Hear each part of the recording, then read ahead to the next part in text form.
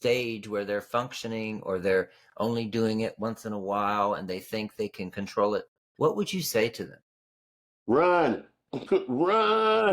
run, stop, quit. Welcome to the Aftermath Podcast. This is your host, Dr. Dallas Bragg, a former crystal meth addict, now sobriety coach. Join me on my mission to increase awareness around the epidemic of crystal meth among the gay male population and create a repository of resources for current and past addicts as well as and especially for their loved ones. This is The Aftermath. Trigger warning, this podcast will contain discussions pertaining to drug and alcohol misuse. If you feel triggered to use or relapse, please call SAMHSA's national hotline at 1-800-662-HELP. Also, if you are new in your sobriety journey and you feel like you could be triggered by discussions around drug, alcohol, and sex misuse, please do not listen to this podcast. All right, now on with the show. Welcome back to the Aftermath Podcast. I am your host, Dr. Dallas Bragg. I am so glad that you have taken out your time and chosen this podcast above the other 13 million podcasts. I don't really know what the number is out there. Everybody has a podcast, it seems like. On this one, we are focused on gay men and their struggle with crystal meth. However, we've been branching out. We've been trying to get a holistic look at the challenges of an addict. And, just because you did crystal meth doesn't mean you did another drug, right? A lot of crystal meth addicts were alcoholics first, So anyway, if you're enjoying this podcast, I wish that you would help us get it out to others that need to hear it. And you can do that by rating, reviewing, sharing, liking, commenting on it. I really love to see people repost the podcast on their social media, tag me in it. That would be really great. Also, don't forget there is a study guide, a pod blog that goes along with each episode. You can find that link in the show notes. All right, today talking with Mausjohn. Mausjohn, I think we met on TikTok, right? Yeah. I saw your videos, and it really struck me that someone was putting that out there because it's a big deal in the community and nobody's really talking about it. There's such a stigma associated with it. So kudos to you for putting it out there, and thank you for doing what you do. Thank you. Thank you very much. I appreciate that. Thank God for TikTok because I was on Right? Instagram and Facebook for a year and didn't seem like it was getting anywhere. So TikTok is taking me worldwide. Congratulations on that. Thank you.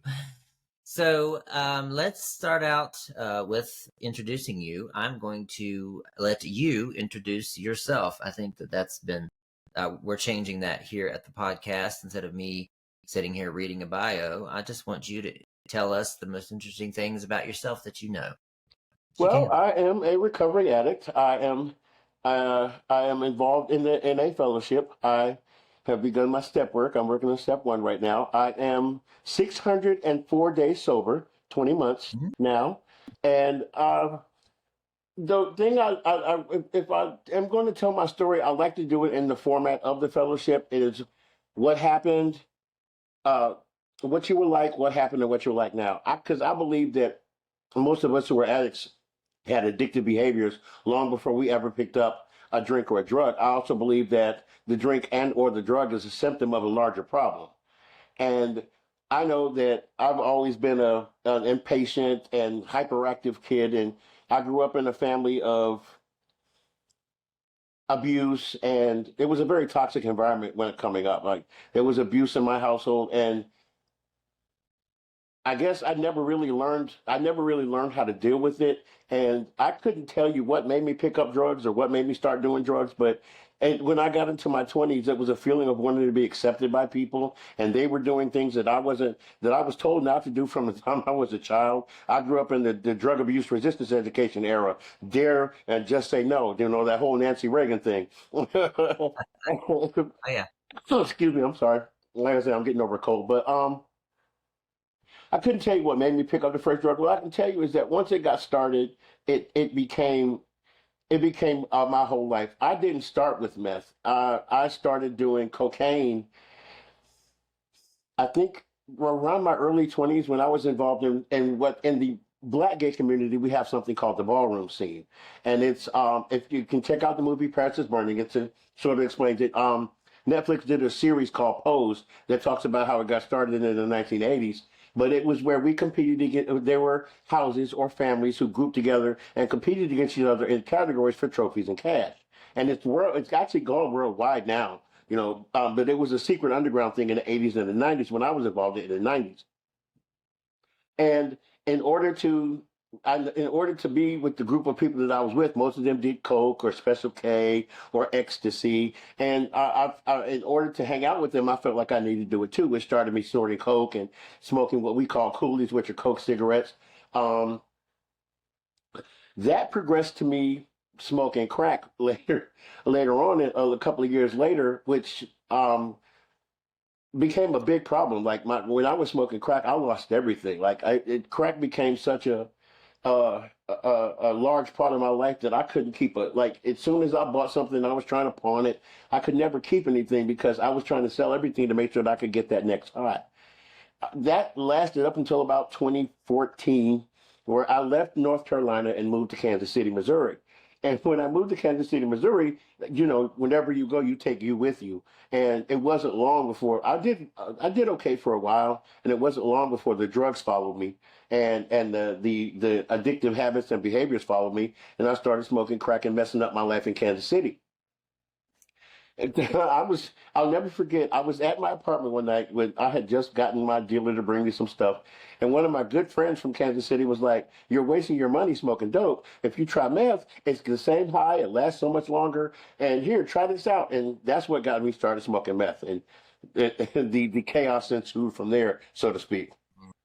Yeah. Wow. Wow. Okay. That's a lot. One thing, there's a lot of things that pop out for me, but one is wherever you go, you take you with you. Wherever you go, you take you with you. Yes, sir. And you Yeah. can put on fronts, you can put on airs, you can try your best to cover it up. But if you don't deal with the underlying issues, you're gonna follow right behind you wherever you go. Hmm. Yeah. So back to the ballroom scene, because I had another guest on here who was in a house, and that's how they were getting free drugs. They Oh were yeah. getting, Oh yeah. yeah. Is that how it works? Well, technically, it's not supposed to, because it started out in New York City, where there were kids who were runaways. There were or families had turned them out because they were gay, and they kind Mm. of congregated on Christopher Street where the piers are. I've been there. I've been there once or twice to see what it was like. But yeah, they would prostitute themselves to earn money and rob and steal whatever they had to do, and they started congregating together in these groups, what they called houses, and the houses took names, and there would be a mother, someone who had been around and had learned how to survive, and took these kids in, and it'd be 15 to 20 people living in an apartment. And I couldn't tell you exactly. I know it started from drag queens performing in clubs in the late 60s and 70s. I couldn't tell you exactly how the ballroom started, but when I came into it in the 90s, these families had grouped together, and it was all over the United States at that point. You could go pretty much anywhere and catch a ball. During the Mm. 80s, the kids would work the pier and go what they call mopping, which at that time was steel, whatever they needed to perform in those categories. And they would work the piers, do what they had to do, and the balls wouldn't start till like 5 or 6 o'clock in the morning because the girls and the boys were out working to get the stuff that they needed. I mean, like I Mm. said, the best depiction of it. There's a documentary that was made in the late '80s called "Paris is Burning." If you ever get a chance to Yeah. check that out, it really goes into detail about the ballroom scene. But for me, it was a Mm. chosen family because my biological family, I always felt like an outsider in my family. I felt like an outsider in most places most of my life. And so when I met these people who, who looked like me, who acted like me, who did the things that I did, it felt safe. It felt like a safe space. So, and they had chosen me, so I chose them. Okay. That's how it's So did supposed to you, work. okay, yeah, I did see that movie. Okay. I did see the movie, and I watched the Netflix. Oh, you watch You Pose know, too? I did watch Pose. When I had a, yeah, when I had a TV, I watched it. So okay, yeah, because they didn't really talk about drugs too much. Well, they try to keep that part of it under Yeah, wraps. Not just like in any situation, not everybody does that. Not everyone yeah, yeah, does yeah, it, but there's a large part of the community that are on drugs and alcohol and using that to psych themselves up for what they like. I used to smoke weed, and because my category was what's called Vogue Femme. I Vogue. I can't do it anymore, but I was a Voguer, and in order to prepare myself to do the things I needed to do to get out there on the floor, I would drink a lot and smoke a lot of weed so that I wouldn't feel myself. You ever, what they call they call it a death drop. In the real ballroom community, yeah. it's called a dip. The actual term is a dip. Yeah, Okay. it's a Huh? dip. I really hate it when people say a death drop. That's not what it is. It's called a dip. And though you're Yeah, literally slamming your body into the floor, and it's painful. yeah, So kind of yeah. numb yourself. So you don't feel it. Oh, okay. So you're on drugs, Oh yeah, you oh know, yeah, or oh yeah. drunk. I was loaded up Yeah, when I was out there voguing. One of you. yeah.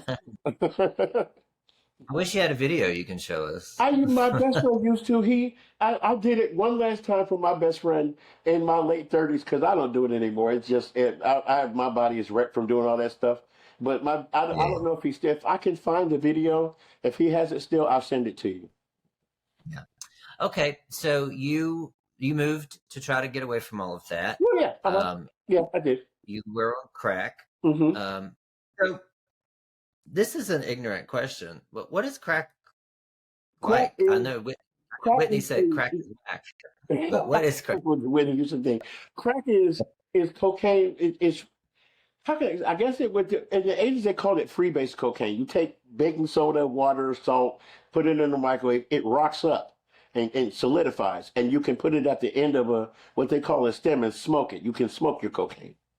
Okay, all right, okay, all It, right. it gives So you immediate, yeah, intense, about 25-second high, and then you chase that high for the rest of the night because it immediately releases all of your endorphins all at once and it floods the system. That's why people chase that high for the rest of the night. But it's called like they call it chasing a ghost because you never get that once you hit that first hit, you never get that same high again. Not until the endorphins build back up. But you chase that same high all the rest of the night trying to get that same feeling, and it never comes okay, back. Hmm. okay, okay. And so you got into meth, and Yeah. what was that like? It was at first it was fun.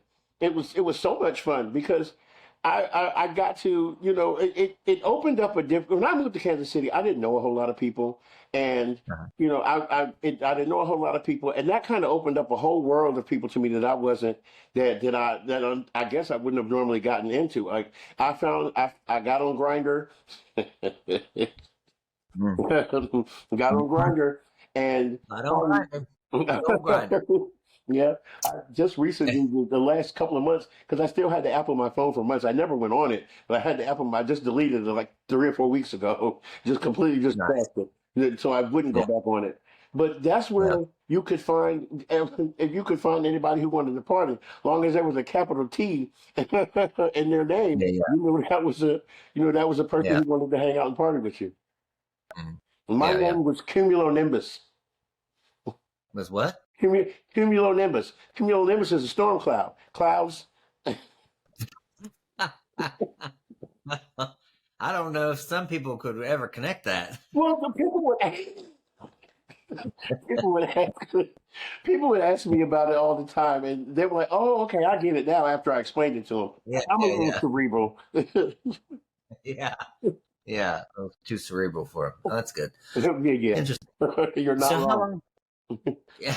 So how long did that last? And did you progressively get worse? What was your? So you said it was fun at first. So when Well, did yeah, it but become see, not? the thing is, when I was on crack.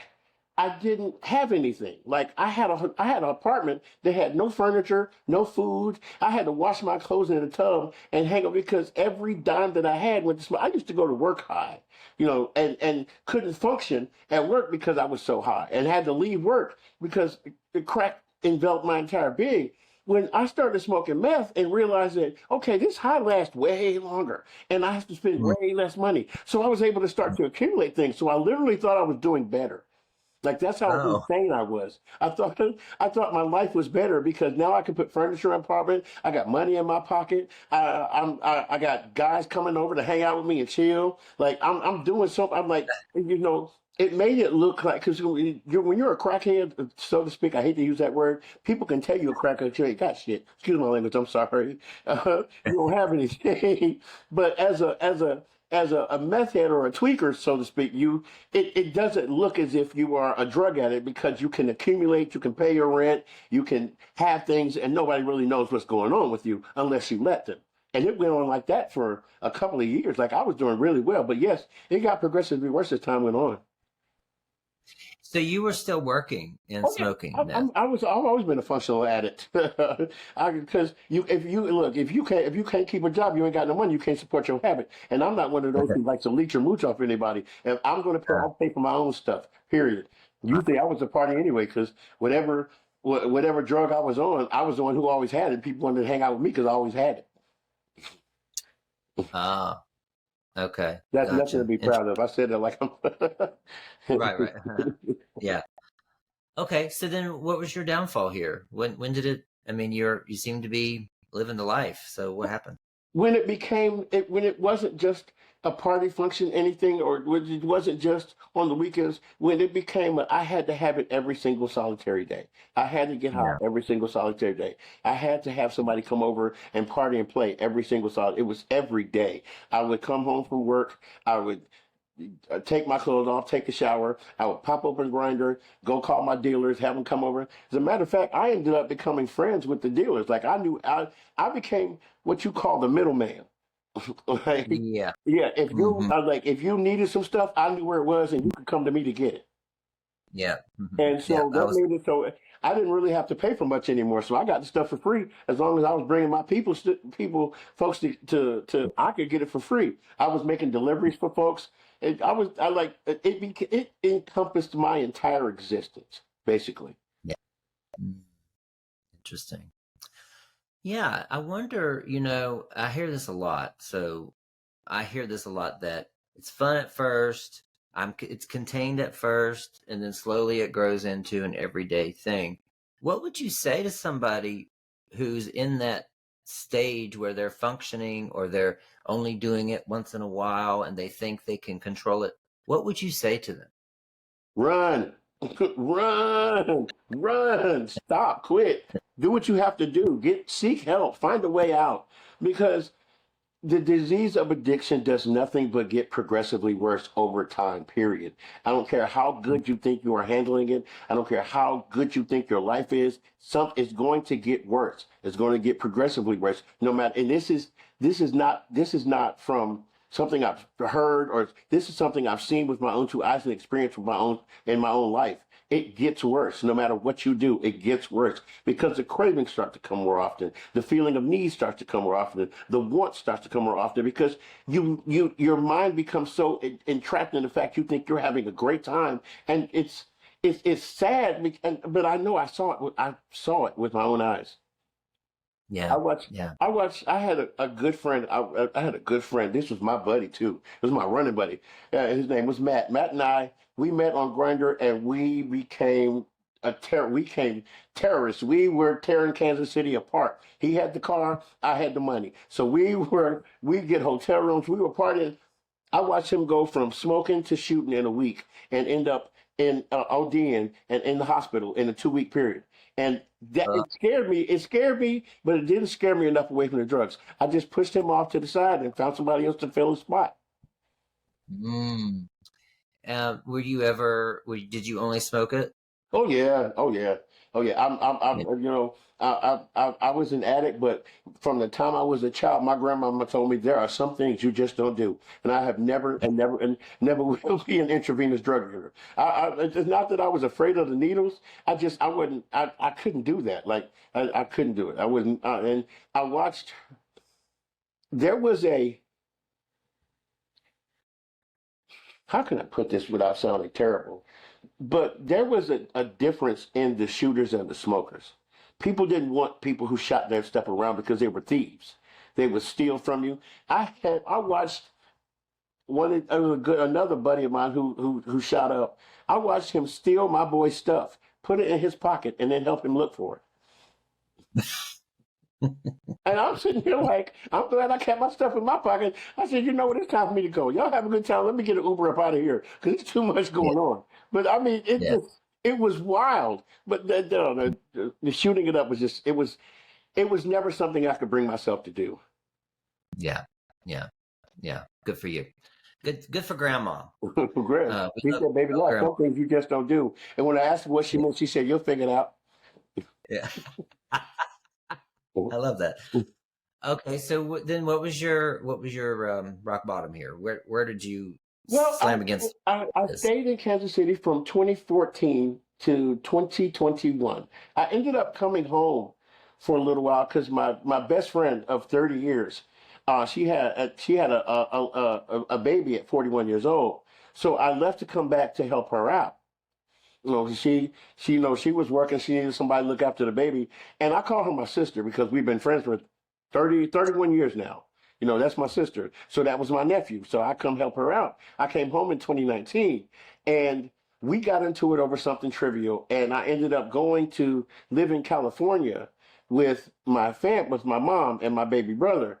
And my mom caught me getting high and ended up putting me into a great rehab out there for the gay and lesbian community. It's called the Van Ness Recovery House, and it is specifically for the gay and lesbian community. What was that called? I'm sorry. What was that called? The Van Ness Recovery House. It's in Hollywood, California. As a matter of fact, it's in Hollywood. Okay. hmm Okay. I remember distinctly when I would come outside and take the. It's on Beechwood. I think it's Beechwood Trafficway is the name of the road that goes to the Hollywood sign. So when I came out to take the trash out, I could see the Hollywood sign every morning. And I actually liked the program, but I wasn't ready to quit. So I ended up leaving the house and going back to Kansas City and stayed there for another 3 years. I came back to North Carolina in 2021 in November. So I called my sister's family. Like I said, they're her parents. They treat me like a son. I called them. They sent me a bus ticket, and I came home to Fayetteville, North Carolina, where I'm originally from. And Okay. I was living a pretty decent life, until me caught up with me again, and I went right back to using again. And that was in, I want to say January of 22. That was in January 22. I ended up moving out of their house and moved into a hotel where my mom and my actual mother and father would literally have to pay my hotel rate for the week to keep me from being on the street because I was too busy getting high. I lost my job. I got another job, lost that job. Um, I want to say it was around August. And when my parents said to me, they paid for that hotel for 6 months, every week, almost $400 a week for 6 months. Wow. Yeah, my parents love me, and my mom always told me she would never see me on the street. I couldn't come live with her, not living the life I was, but she was never going to see me on the street. So they told me they weren't going to pay for it anymore, and I ended up going back to stay with my sister's family. And I couldn't tell you. I know I would. It was. I was I was staying at a hotel one weekend, hanging out with some friends, and I went to go sell some stuff so I could get the money to pay for the hotel for another night so we could keep getting high. And when I came back to the hotel, I was getting off the bus, I saw the cops coming out of the room that I was in. And so I Oh had to God. run. And Dr. Dallas, I've never told a soul this. No, you're the first person hearing this story. I've never told a soul this. It was the cops and the Cumberland County Sheriff Department were coming out of the room because and my name was on that room. I was the one who got the Oh, room that night with my ID and everything. And I seen the cops oh, coming out of it. I took off running and was able to get far enough away where I could catch a bus. And I went to my godparents. I went to my parents' house, and I, I told my godmother sort of what happened, not the whole story, of course. And she was like, "Well, haven't you finally had enough?" I signed up to go to a treatment center in Tennessee. It's called the Restoration House. It's a faith-based treatment center, Uh-huh. and it didn't work for me because it was all Bible, no recovery. Mm-hmm. And I think I lasted a week in there because I cussed out one of the pastors, and they kicked me out. And I came back to Fayetteville where I called my mom and I said, Mom, I'm going through this and I'm having problems. I'm using drugs. I've been lying to you for years. I don't know what to do. And she said, figure it F out and hung up on me. Oh, okay. Well, what that made me do is get up the next morning and start searching for treatment centers that would accept the insurance that I was on Medicare and Medicaid at the time. And Okay. I would accept my insurance, and I found Wilmington Treatment Center. I contacted them, and no, I'm sorry, October the 15th is the day I walked into that treatment center. That's my sobriety date, October the 15th, 2022, and I've never looked back. Yeah. Yeah, I want to stop for a second, Okay, and there's a lot of family members who listen to this podcast. okay. I get questions upon emails from family members saying, "I want to support, my son, my brother, my partner. My cousin, whatever it is. I want to support them. I feel bad for them. They're in this meth addiction. How can I help them?"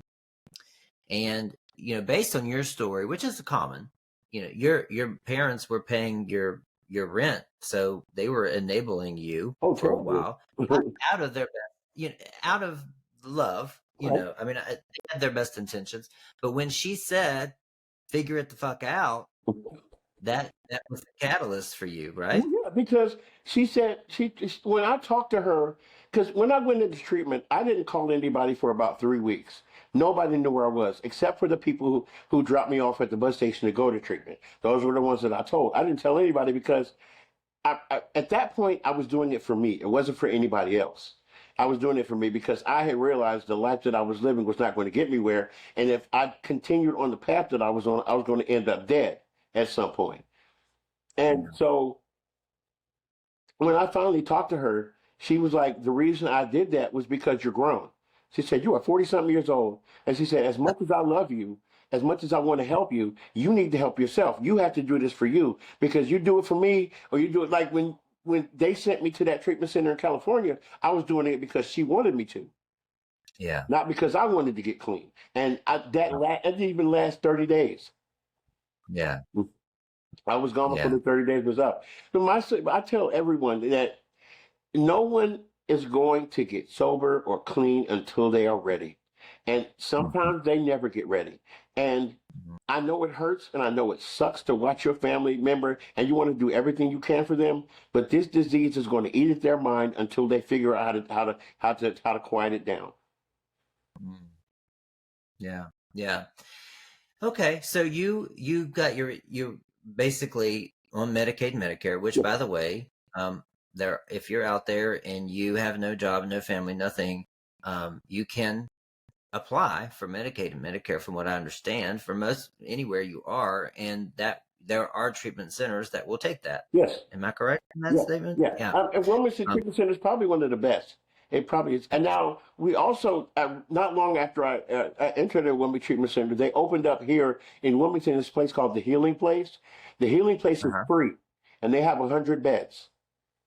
Oh, okay. It's Okay. absolutely free, So, and it's a graduating program where you start in treatment, you start in detox, in treatment. They have a sober living housing area, but you have to be in that program to get it. So it takes about a year and a half to complete it, but it's well worth it's well worth it. They also host meetings and everything there too. yeah, yeah. Okay, but you went to Wilmington Treatment Center. Yes. Uh, and tell me about your experience there. Oh God.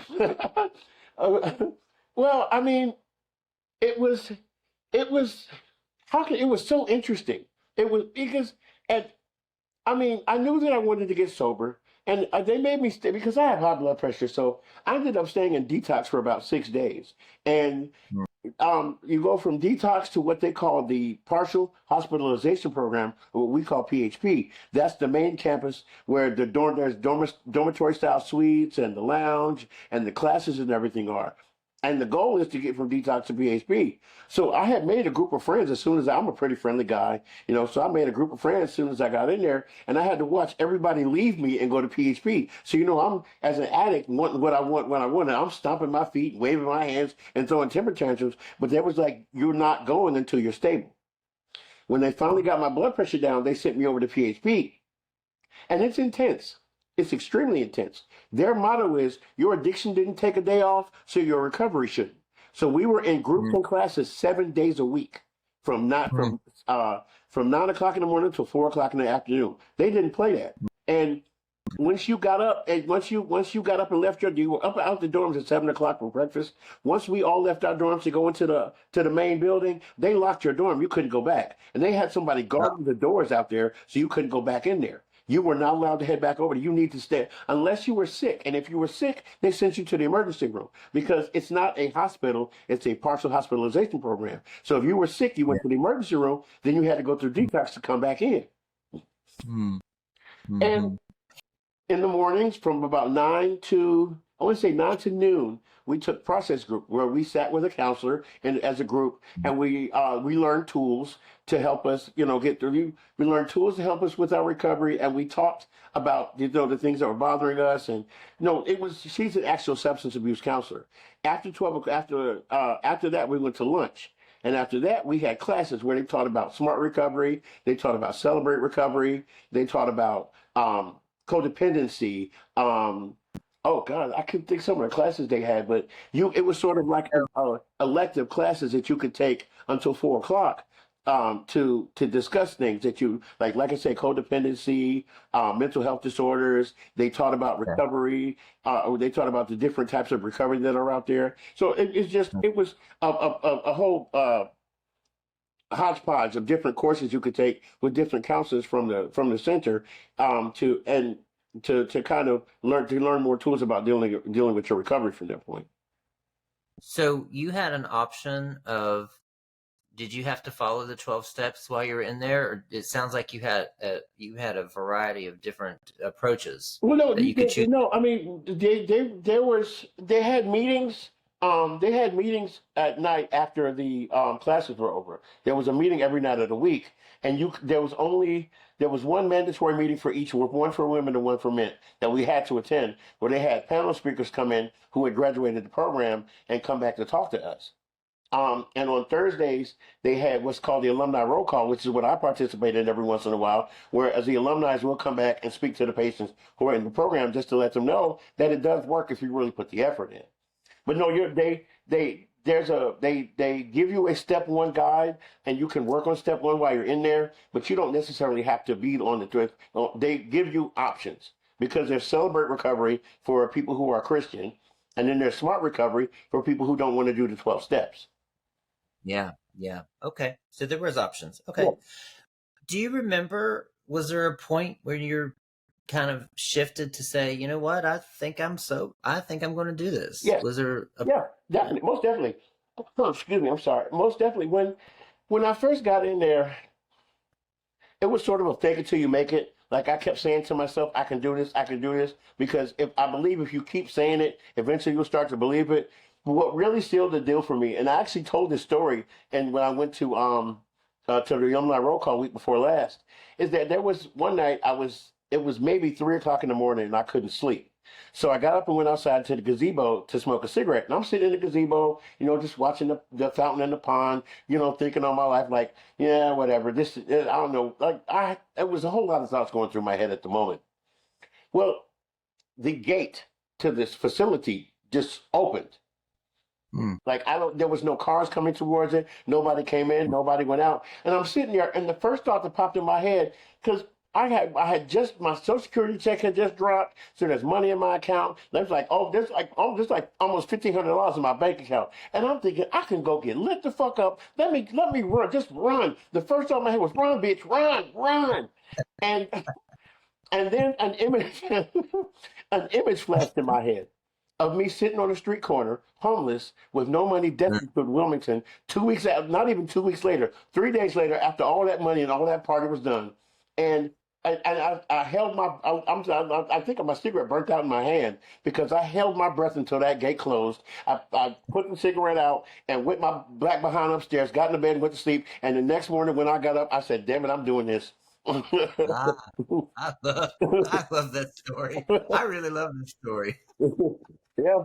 And Yeah, it's a that moment was, I will never forget because that was a moment that changed my life.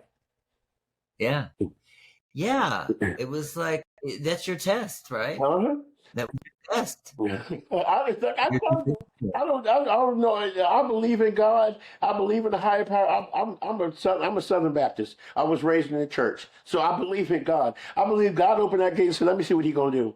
I believe wholeheartedly. God opened that gate and said, "Let me see what He gonna do." And I said, I sat my Yeah, behind right next. I'm telling you, it was a defining moment for me because in the yeah, in recovery we call that playing the tape all the way through. When I saw that image in my yeah, head, I saw that image in my head. I said, "Oh hell no," because by yeah, then I had told my mom, I told my dad, my brothers, my aunts, my uncles, all my friends, all the people who are closest to me. I had told them I'm in the program. I was talking to them every day. So if I just disappeared, they would have known something was up, and that was when the help would have gotten withdrawn. They would have been done with me, and I know that.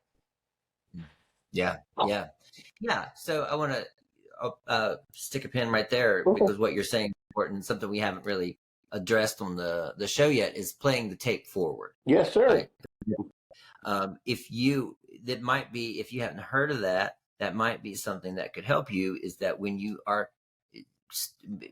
faced with a decision, there's a decision point. There's a craving, there's a temptation, just the right guy pops up on your Sniffies account, whatever, right? Is that play the tape all the way forward. This has really helped me a lot toward the end in terms of making a decision. Well, actually, the first few years of my sobriety is when that temptation came along, I would play the tape all the way forward to, yeah, it sounds fun, but this is probably, I knew what happened when you're on the drug. I knew what usually happens, and I knew what happens to me, Mm-hmm. right? Oh, yes, And sir. so I played it all the way forward, and that the pain outweighed the pleasure, and I was able to say no. Amen. I told Yeah. yeah. That's it. I totally understand, man. Like I will never ever, as long as I live, forget that moment. And when I went back to the treatment center a couple of weeks ago to sit down with the patients and talk to them about it.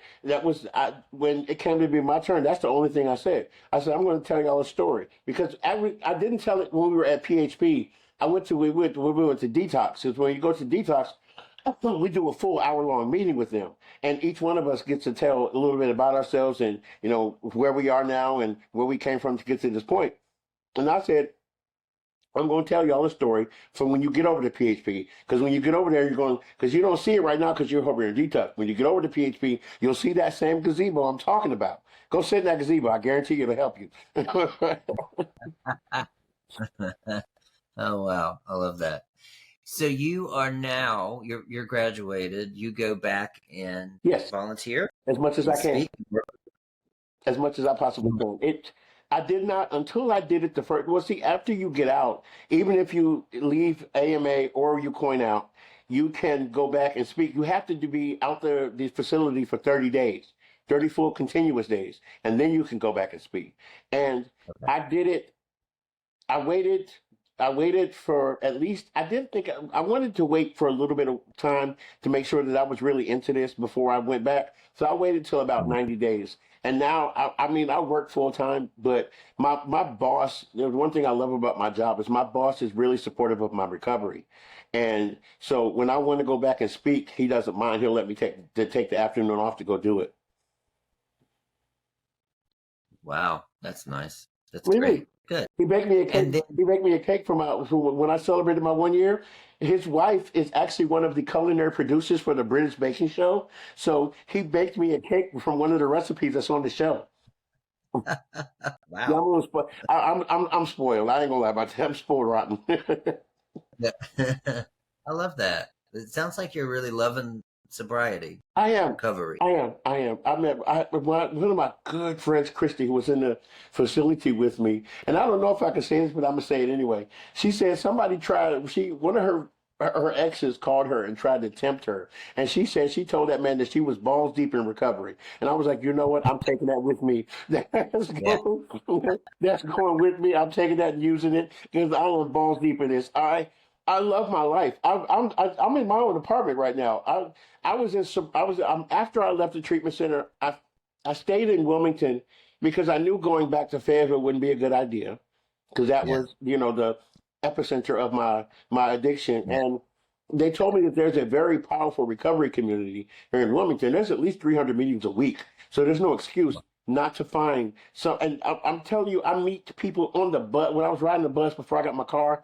When I was riding the bus, when I was walking around downtown, I meet people all the time who are in recovery. So this is a very Mm. powerful place for recovery here. So I stayed here. I stayed in sober living for a year. I've got my own place. I just bought a car. I'm getting ready to start school. Like life is good. Like life is good. There is nothing on God's good green earth that could ever make me go back to the life that I was living. But this one didn't come easy. I earned everything that I've got. I've earned. I put the work in to get here. You can totally understand that. Yeah. Yeah. Yeah. Yeah. Yeah. So when you started out, then you were started from zero. What was it like? What advice would you give somebody who has nothing but needs to, like, they see in 20 months what you could have? I mean, you're getting ready, you got your associates, you told me earlier, right? Mhm. You're going to go get peer support specialist certification. The job you have your own apartment. What advice would you give somebody who's just starting out at zero? When I left the treatment center, I had a pair of jeans, a pair of tennis shoes, a t-shirt, a pair of drawers, and some socks. That's pretty much it. I had nothing. Mm, And mm, well, the advice that I would give to anybody just starting out is keep coming back. There's, keep coming back because mm, it works if you work it. I mean, mm. there's no other way to there's no other way to put it. And be patient. Be patient. I know as addict and addicted people, we want what we want when we want it right now, and we are Yeah. willing to go to the ends of the earth to get it.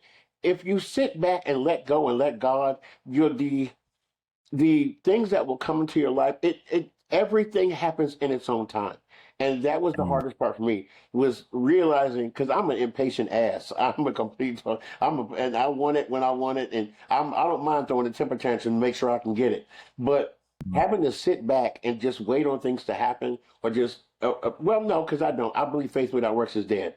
But putting in the effort to make the things happen. I got out there and found me a job. I got out there and found the things that I needed for myself. And little by little, bit by bit, piece by piece, my life got better. mhm. Was it difficult finding a job? Yes. This is another funny story. I had in 2023, I had gotten kicked out of one of my sober living houses. I have a mouth Yep. on me. Yeah, I do. I got a mouth on me, and I don't mind letting you know I got a mouth. I'm going to tell you how I feel, and that's just always been who I am. I got kicked out for cussing out the house manager, and I Mm, went to my aunt and my uncle came and picked me up to come to their house. Well, the night before, I was going back to Wilmington. I slipped and fell at a gas station and tore my quad tendon. mm, And yeah, it's yeah, really painful, and had to have surgery on it. Well, I had found another sober living house, but they knew that I didn't have the help that I would need with that kind of injury after uh-huh.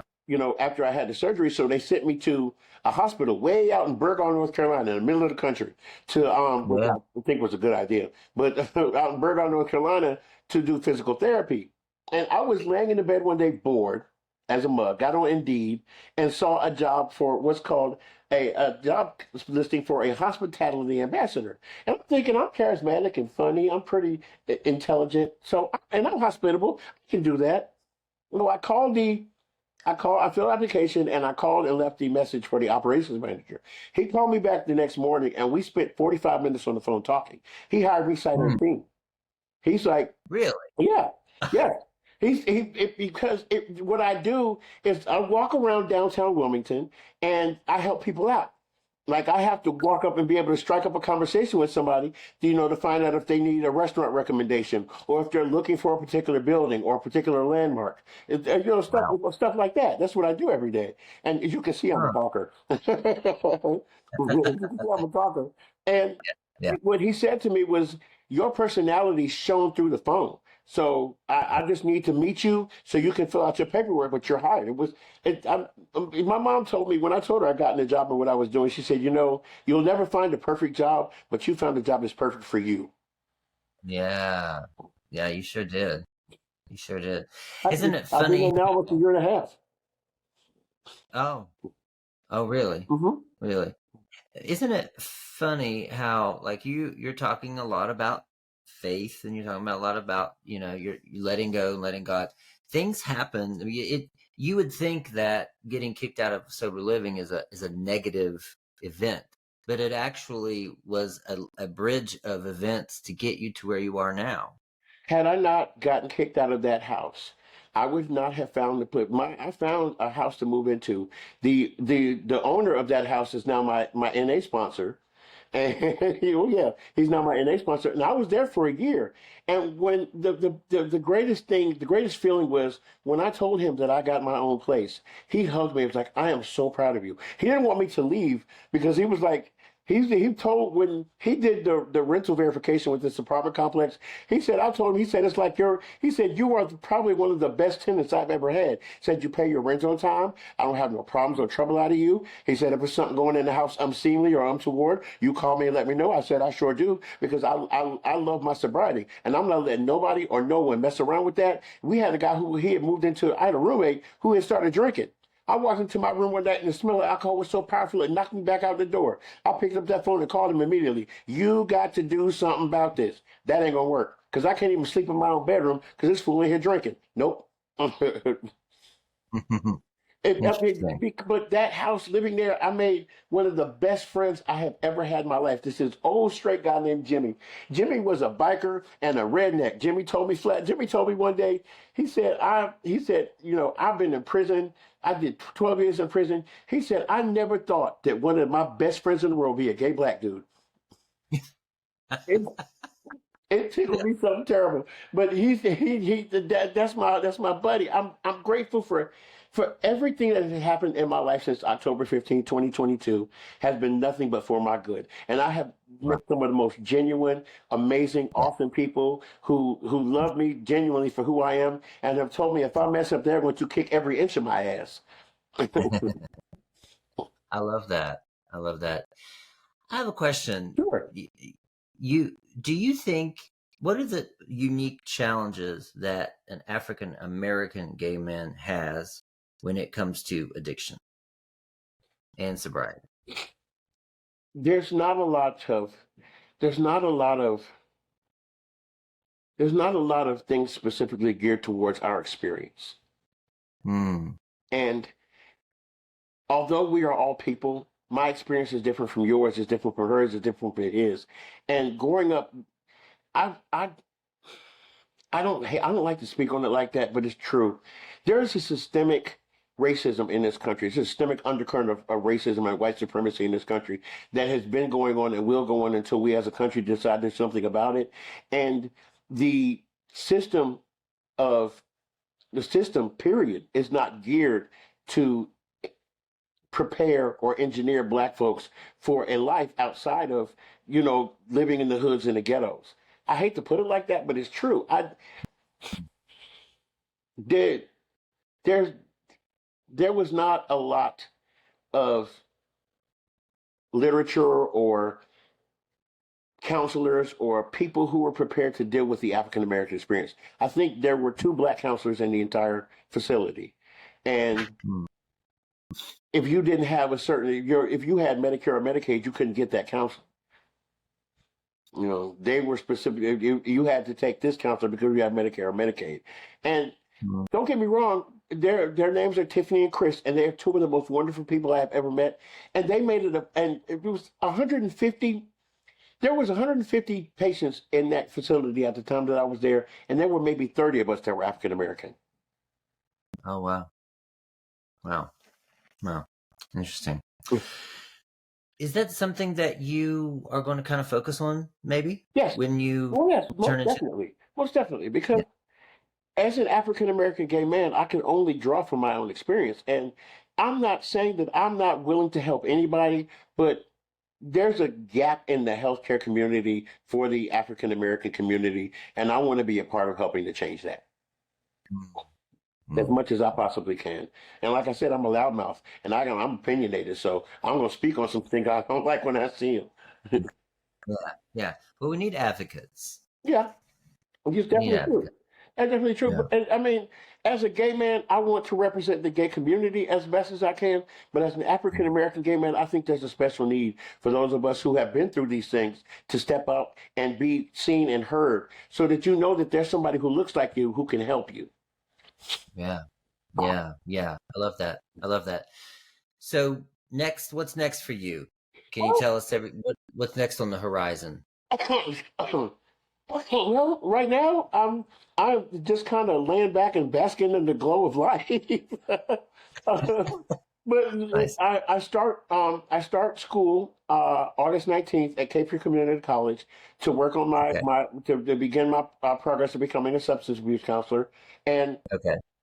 in August, right before school starts, I'll be taking a weekend class for that peer support specialist course certificate, so that I can actually step into the field and begin working in it. Yeah. Beyond Yeah. that, the sky's the limit. Yeah. Yeah. Great. But I have a feeling that you are going to really help a lot of people. Well, thank you for that. I Um, appreciate it. yeah. We'll, Yeah. The we'll, we'll do charm. another interview in a year, and we'll talk about that and see where I am at Yeah. that point. And give people an update.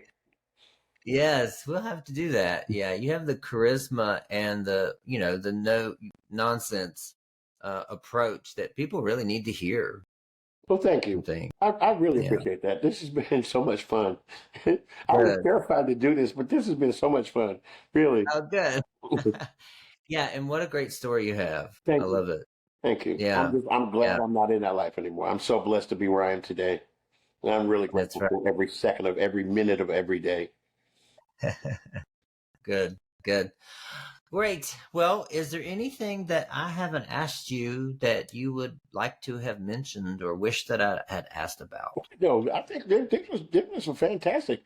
I appreciate the way you do things. It was a great conversation, and I really appreciate that, because you let me tell Oh, my story and you ask questions along the way. I appreciate that. Thank you for listening to my story. Thank you for letting me share it with you, and thank you for letting me share it well, with the world. I hope that somehow down the road, some way, that I can help someone else, and I'm always available. You know, it is. MEP9151967 at gmail.com. Email me if you need to talk. I'm here. okay. Good. Well, I'll put your email address in the show notes Please. so Yeah. people will reach out to you. I'm sure that they will. You're really touching a a gap in the community that that I haven't had. I haven't been able to interview any other African Americans yet, but I'm really interested in their particular struggle and their viewpoint perspective, and like you said, what's the experience like? Because there's shame around being gay, there's shame around being an addict, there's shame around being a meth addict. But then you have shame around being an African American meth addict. I mean, It's a there's whole another different layer ballgame, there. brother. It's Yeah, a whole different yeah, ballgame.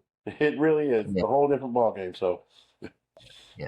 And I don't think we're touching that yet. But thank you for starting that conversation and having it with me. thank you for allowing me to.